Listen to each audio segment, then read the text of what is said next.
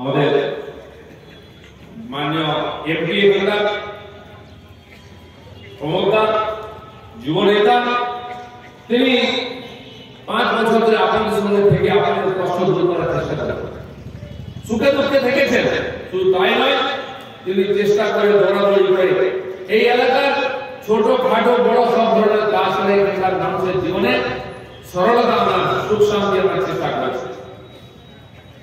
কেন্দ্রে আমাদের সরকার থাকার জন্য কেন্দ্র সরকারের যে প্রকল্পের যে লাভ সারা দেশের মানুষ পেয়েছে, তার সঙ্গে সঙ্গে ত্রিপুরার মানুষও পেয়েছে। এখন আমরা জানি 2.5 বছর ধরে আমরা ফ্রিতে রেশন খাচ্ছি। সারা বিশ্বের কোন দল কোন সরকার কোথাও কোনো দিন দিতে পারেনি। করোনা হওয়ার পর থেকে সারা দেশের দুনিয়াতে লকডাউন হয়েছে। সবচেয়ে বেশি কষ্ট হয়েছিল গরিব মানুষের। বাড়িতে বেরোনো যাবে না, কলকারখানা বন্ধ, গাড়ি ঘোড়া বন্ধ, 100 দিনের কাজ বন্ধ, খাবো কি?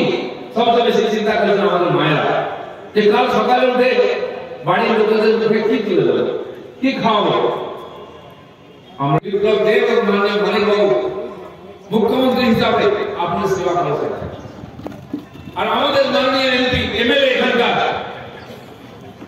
সমুদ্রা, যে দিনরাত আপনার সঙ্গে থেকেছেন, পরিশ্রম করেছেন, তার সঙ্গে পার্টির পুরো টিম আমাদের নেতারা আপনার সঙ্গে থেকেছেন সুখে দুঃখে।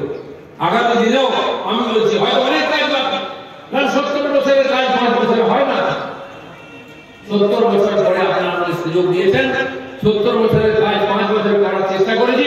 আর যেটা হয়নি আগামী দিনে প্রমোদার হাত দিয়ে হবে, বিজেপি সরকারের হাত দিয়ে হবে। আমি আপনাদের কথা নিয়ে যাচ্ছি।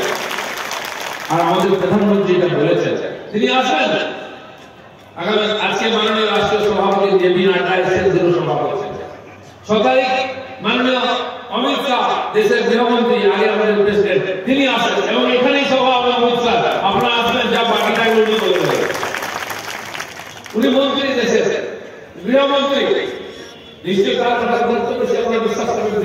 কি বলে যাবো, কি করবো, দেশের গৃহমন্ত্রী আসছেন শান্তির বাজারে, আপনাদের যাতে শান্তি বজায় থাকে তার জন্য দেখতে তিনি বলে যাবেন। প্রধানমন্ত্রী আসবেন। রাজ্য ছোট বলে কোনো গুরুত্ব নেই, যে গুরুত্ব কমের মানে ত্রিপুরা মানুষ বিশ্বাস করে মোদীকে ভোট দিয়েছে, তাই ত্রিপুরার মানুষের 1 ফোঁটা দুঃখ আমরা থাকতে দেবো না, কোনো অভাব থাকতে দেবো না।